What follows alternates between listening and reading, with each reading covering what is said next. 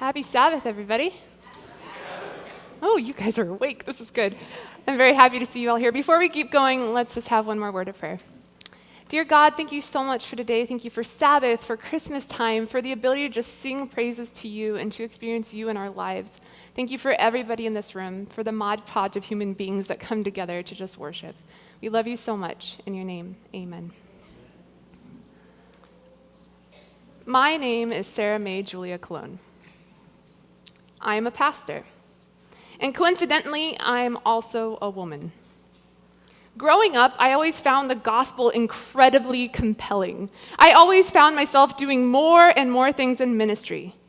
My parents would sign me up for doing children's story or singing, and I would, of course, go wholeheartedly for it.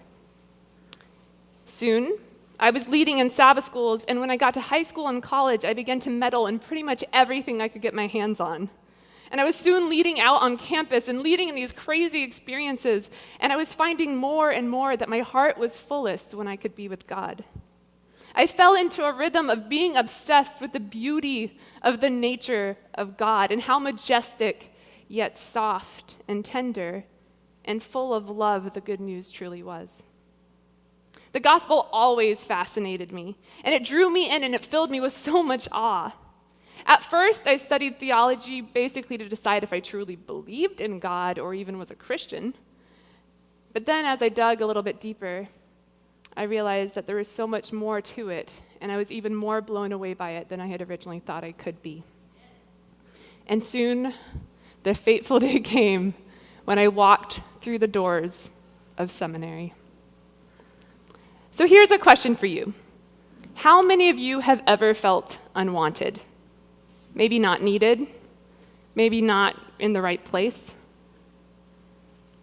I felt unwanted before, but overall, I can honestly say I've had a pretty independent mentality.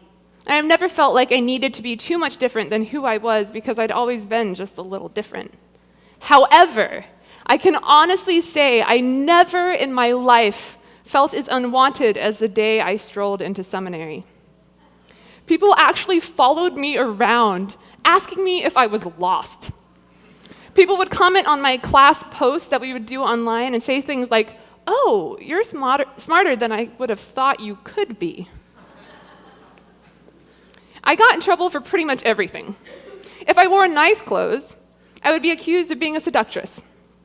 If I dressed frumpy, I was accused of not taking ministry seriously. A professor actually told me that he thought he was in the wrong building every time he walked in and saw me there. A group of lovely individuals actually formed a club to try to get me kicked out. I was flattered by their attempts, but sadly I graduated. The kicker of it all was the day that I walked into the seminary to go to class, and about 4 gentlemen proceeded to surround me. They began to drill me with theological questions. They soon moved on to Hebrew and Greek questions, trying to ask me to parse things. And finally, they moved on to attempting to cast demons out of me. Because, and I quote, "There is no way God would have called you to ministry. You must be an infiltrator, trying to bring Adventism down." I almost burst out laughing at that moment. Because infiltrator? Me? Okay, yes, that was my super sneaky plan my whole life, was to show up here and take down the seminary, the Adventist seminary. No. But as I sat there, my idea of fun was turning into a terrorization of the church. My church family was being wounded by my presence, and it was beginning to seep deeper and deeper into my soul when I realized that I was the reason people were struggling. I always wanted to be a spy, but never in this manner. They then continued to surround me, and they began to pray over me. And trust me, it took all of my energy not to start convulsing and pretending just to see what would happen.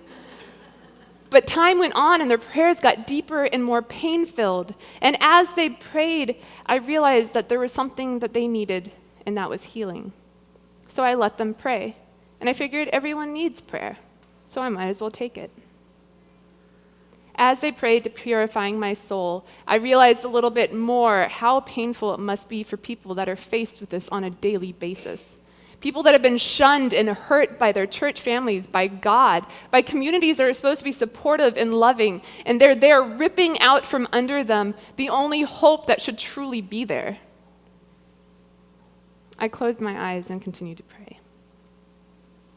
Another time, a man actually came up to me and told me that I was the largest stumbling block he had ever encountered in his life.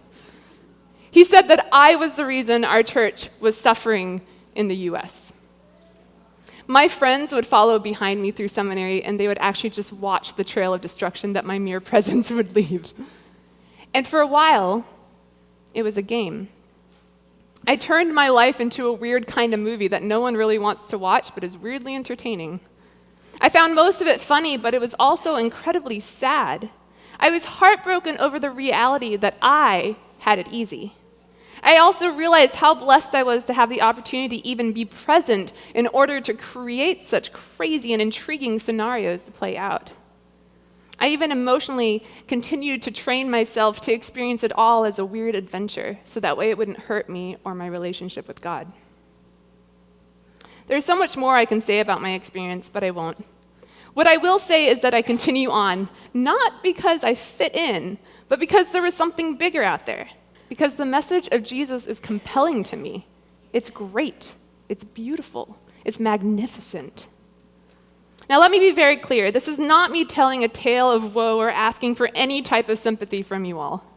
Some of this has nothing to do with my gender, but really rather parts of my personality or perceptions of carefree living. Sometimes I bring all of this on myself. Exhibit A.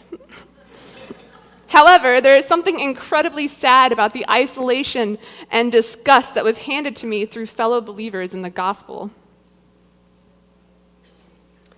People have been handed a message that has been tormented and ripped apart and not true or honest anymore. People that should have simply been excited that I love Jesus then turned it into a battle, me versus them and then God. People that claim to know God and have your best interest in mind are sometimes the ones that hurt you the absolute most. This disgusted me from my peers, and marginalization of identity stems into why the birth story found in Luke fills me with so much awe and excitement. I see myself in it standing front and center. Okay, you can really remove that picture. That's really distracting. I'm front and standing centered. I'm undeserving, yet I'm completely captivated by the beauty of the birth story. Once upon a time in a land far, far away, there was a group of shepherds, and they were sitting in a field. They had just gone out to pasture, and night was falling, and the darkness began to bring the eerie silence of chill and night all around them and into their bones. Some began to lie down and get ready for bed, and others were rallying a few sheep together and working out the night watch schedule, trying to get everything lined up for the evening. As they began to watch and look around, the scouts went out, and they were making sure there was no impending doom and that darkness would be safe, and it became heavier and heavier as the night went on.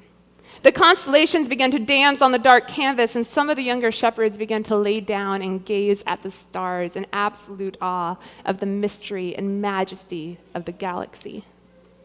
Aged and weathered shepherds began to tell tales of excitement and adventure, and had fun-filled outings such as this in previous years.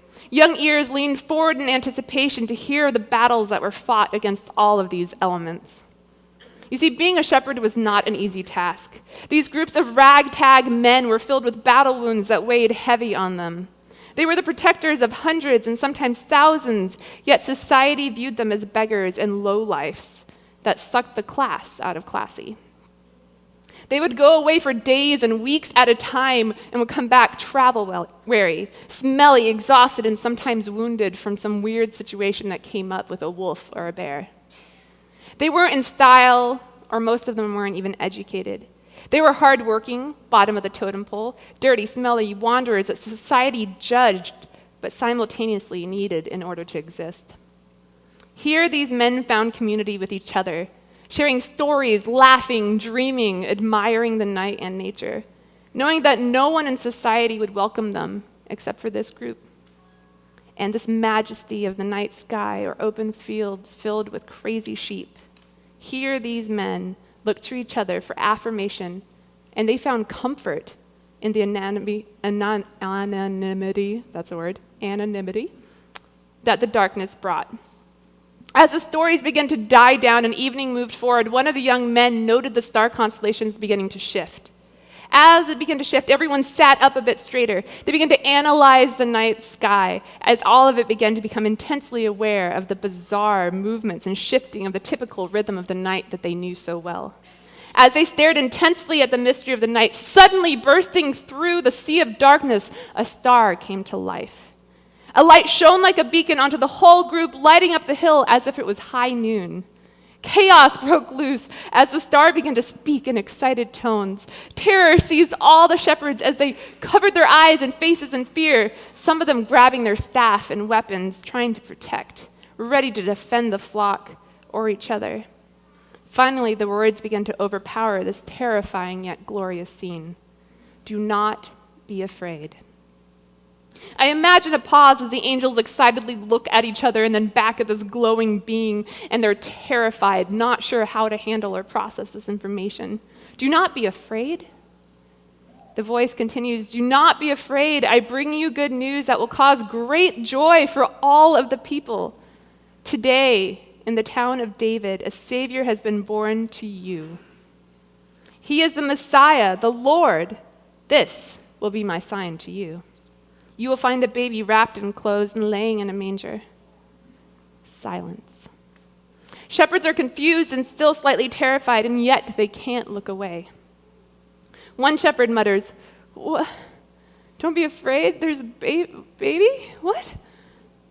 And soon this light just goes crazy and the sky fills up even more, and more stars just turn into beings and voices become louder and clearer as the whole sky is filled with heavenly hosts singing praises. They sing glory to God in the highest heaven, and on earth peace to those with whom his favor rests. And just as quickly as it happened, the angels vanished into the darkness. The dark sea of the skies then closed back up, and the shepherds just stand there in awe, tracing with their fingers where the outlines of the angels once were. After a few seconds of shocked silence, smiles begin to break across their faces, and someone says, "Well, let's go to Bethlehem and see this thing that has happened, which the Lord has told us about."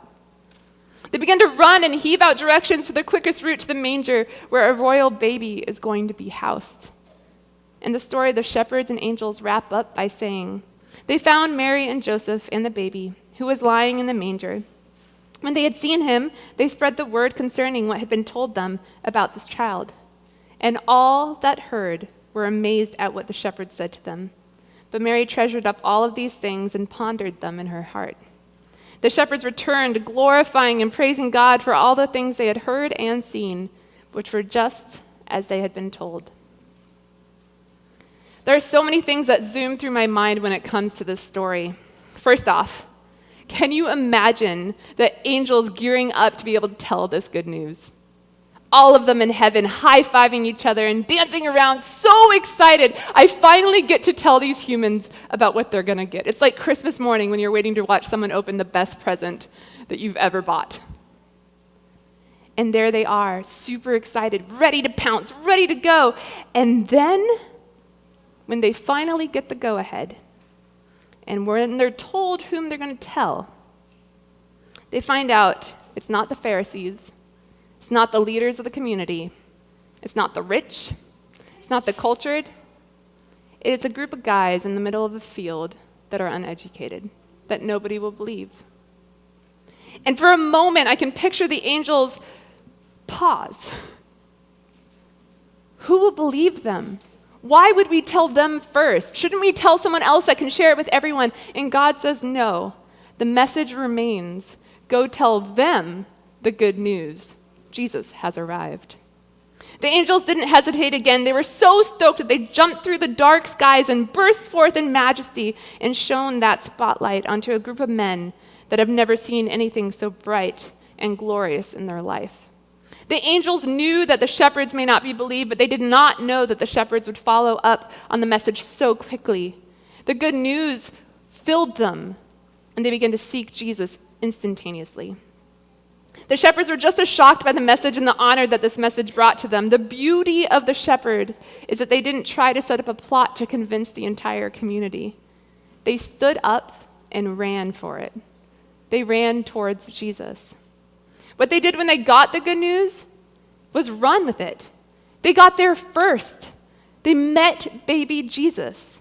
They had the opportunity to truly experience Christ because they listened. Do you see what is happening here? A message that transforms the culture and belief and rhythm was handed to the least credible and travel-wearied group possible. The lowest rung on the ladder. It's not only unbelievable that the angels would come to us to make an effort to be with us, but the fact that God is with us constantly. That God came and took on human flesh to dwell among us, to share our plight, and that was given to the group of people that could truly use it the most. Do you ever feel marginalized? Do you ever feel unwanted? Do you ever feel unwelcomed? Do you ever feel that you're unworthy, not pretty enough, successful enough, rich enough, talented enough, smart enough? Have you ever compared yourself to someone else and thought, maybe it's not for me?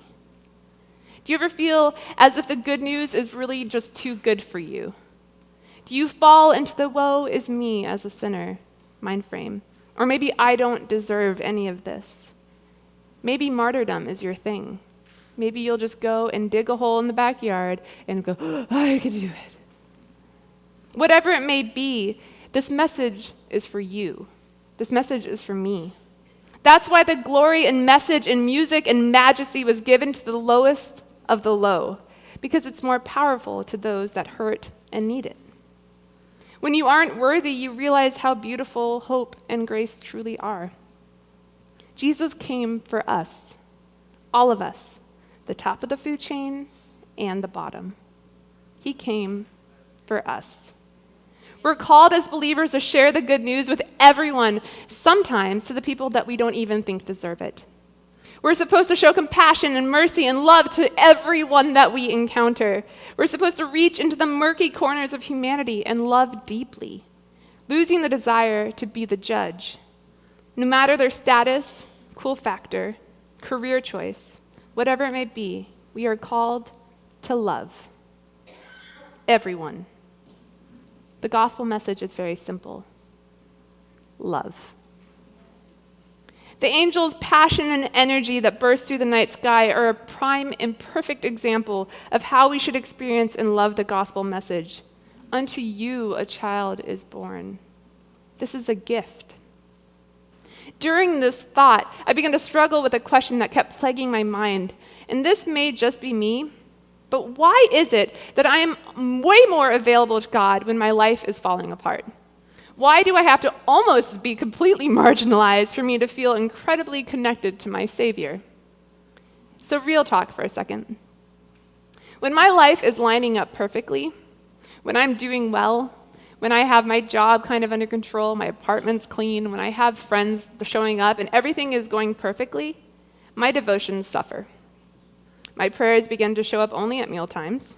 My praises to God become shallow and heartless, so I begin to use words that I don't even use in normal day talk. And suddenly, my relationship with God becomes a textbook. Why? Because there's something powerful about being loved when you're a disgusting mess.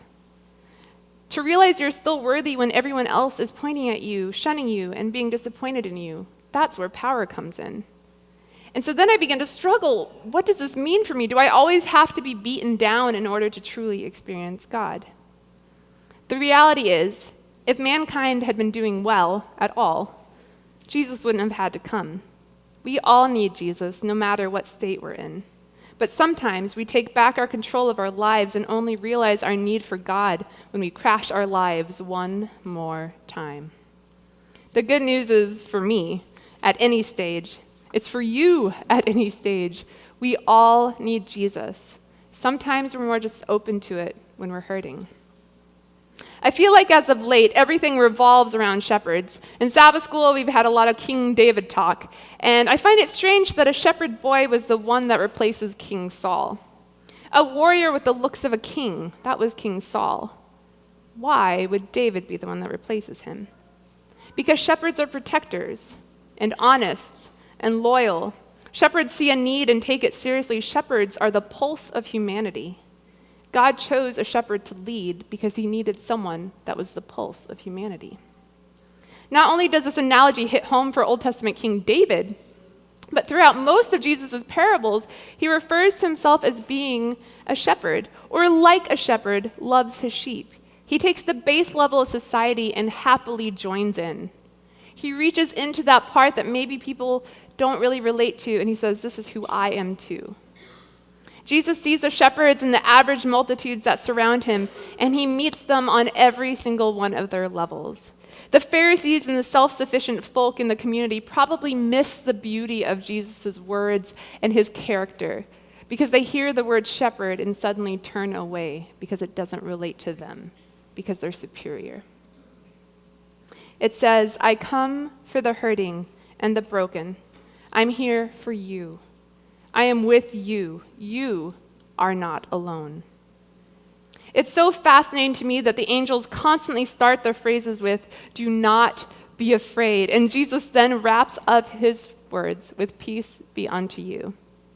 Jesus sees the abuse and he sees the power that has been pushed on these people. And the angels see fear and confusion and know the magnitude of glory and want to make sure we are not afraid.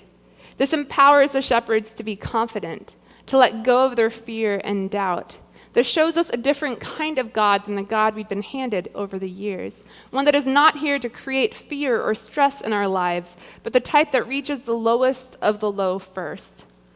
Finds solidarity with the broken, marginalized, hurting, but not with the people abusing this power, such as Herod, Caesar, or other religious leaders. This is why the book of Luke is so inspiring and relatable to me. Luke is concerned with the tension of power and prestige.